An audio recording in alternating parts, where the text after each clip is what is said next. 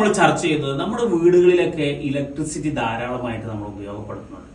അപ്പൊ ഈ ഇലക്ട്രിസിറ്റിയുടെ ബില്ല് ഇങ്ങനെ കൂടി വരുന്നു എന്നൊക്കെ നിങ്ങൾ ശ്രദ്ധിച്ചിട്ടുണ്ടാവും. വീട്ടിലുള്ള വാട്ട് അവർ മീറ്റർ ഉപയോഗിക്കാതെ നമുക്ക് ഓരോ റൂമുകളിലെയും എനർജി കണ്ടെത്താൻ സാധിക്കും. അതിലുള്ള ഇക്വേഷൻ ആണ് നമ്മൾ എഴുതാൻ പോകുന്നത്. നോക്കൂ, ഇവിടെ E = P × T/1000. ഇതാണ് നമ്മുടെ ഇലക്ട്രിസിറ്റിയുടെ എനർജി കണ്ടെത്താനുള്ള സൂത്രവാക്യം. ഇതില് P എന്ന് പറയുന്നത് ടോട്ടൽ പവറാണ്. P എന്ന് പറയുന്നത് ടോട്ടൽ പവറാണ്.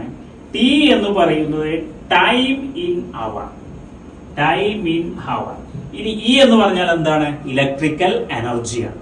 അപ്പോ നമ്മുടെ വീടുകളിലെ എനർജി കണ്ടെത്താനുള്ള സൂത്രവാക്യമാണ് ബോർഡിൽ കാണുന്നത്. E = P × T/1000. ഒരു കുട്ടിയുടെ റൂമില് 100 വാട്ടിന്റെ ഒരു ബൾബുണ്ട്. 100 വാട്ടിന്റെ ഒരു ബൾബുണ്ട്. അതുപോലെ തന്നെ 50 വാട്ടിന്റെ ഒരു ഫാനുണ്ട്. ഇതൊരു കുട്ടിയുടെ റൂമിലുള്ള വൈദ്യുത ഉപകരണമാണ്. ഇത് ദിവസവും ഈ കുട്ടി ഒരു 10 മണിക്കൂറാണ് ഉപയോഗപ്പെടുത്തുക. അപ്പൊ ആ കുട്ടിയുടെ ഒരു ദിവസത്തെ ഊർജമാണ് നമ്മൾ കണ്ടെത്തുന്നത്. നമുക്കറിയാം, ഊർജം കണ്ടെത്താനുള്ള സൂത്രവാക്യം E = P × T/1000 ആണ്.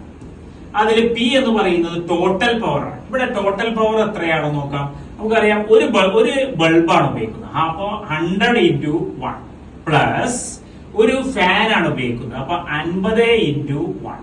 അപ്പോ 100 × 1 എന്ന് പറഞ്ഞാൽ 100 × 1 എന്ന് പറഞ്ഞാൽ 100 ആണ്, 100 ആണ്. പ്ലസ് 50 × 1 എന്ന് പറഞ്ഞാൽ 50 ആണ്. അപ്പൊ 100 + 50 എന്ന് പറഞ്ഞാൽ 150 വാട്ടാണ് അവിടെയുള്ള പവർ. ഇനി നമുക്കറിയാം, ഇവിടെ ടൈം നമുക്ക് തന്നിട്ടുണ്ട്. T എന്ന് പറയുന്നത് 10 ഹവർ ആണ്. T എന്ന് പറയുന്നത് 10 ഹവർ ആണ്. അപ്പോ നമുക്ക് ഇനി ഈ ഇക്വേഷനിലേക്ക് അത് കൊണ്ടുവരാം. E = എന്താണ്? P എന്ന് പറഞ്ഞാൽ എത്രയാണ്? 150, അതായത് 150 ഇൻറ്റു T എന്ന് പറയുന്നത് 10 ഡിവൈഡഡ് ബൈ 1000, 1000. ഇത് നോക്കൂ, പറയുന്നത് 150 × 10 എന്ന് പറയുന്നത് 1500 ഡിവൈഡഡ് ബൈ 1000. നമുക്ക് അറിയാം, ഇവിടെ പിന്നെ 3 0 ഉണ്ട്. അപ്പൊ അതിനനുസരിച്ച് ഇവിടെ ഇതിട്ടാൽ 1.5 യൂണിറ്റ് ആണ്. ഇനി ഇവിടെ നമുക്കൊരു മാസത്തെ എനർജി കണ്ടെത്താം. അപ്പൊ ഒരു ദിവസത്തെ പിന്നെ യൂണിറ്റ് എന്ന് പറയുന്നത്, വൈദ്യുതോർജ്ജം എന്ന് പറയുന്നത് 1.5 ആണ്. അപ്പൊ ഒരു മാസത്തെ എങ്ങനെ കാണാം? E = 1.5 × 30.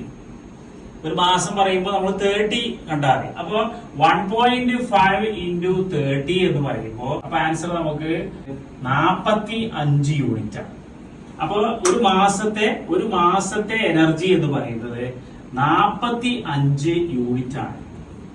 യൂണിറ്റിന് ഒരു 10 രൂപ. യൂണിറ്റിന് ഒരു 10 രൂപ എന്ന നിരക്കിൽ നമുക്ക് ഒരു മാസത്തെ വൈദ്യുതിയുടെ ചെലവ് എങ്ങനെ കണ്ടെത്താം? നോക്കൂ, E = 45 × 10.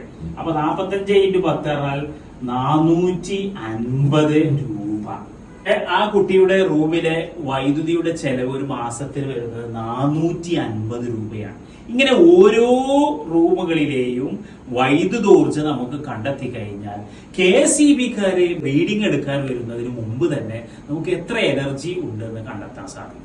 ഇത് നമുക്ക് എനർജിയുടെ എനർജിയുടെ ഉപയോഗം നമുക്ക് കുറയ്ക്കാൻ നമ്മെ സഹായിക്കുന്നതാണ്. അപ്പൊ ഇത്തരത്തില് വീട്ടിൽ ഉപയോഗിക്കുന്ന വൈദ്യുതോർജ്ജം കണ്ടെത്താനുള്ള ഒരു രീതി നിങ്ങൾക്ക് മനസ്സിലായിട്ടുണ്ടാവും എന്ന് വിചാരിക്കുന്നു. അതിന്റെ സൂത്രവാക്യം എഴുതി ഒരു പ്രോബ്ലം ചെയ്തു.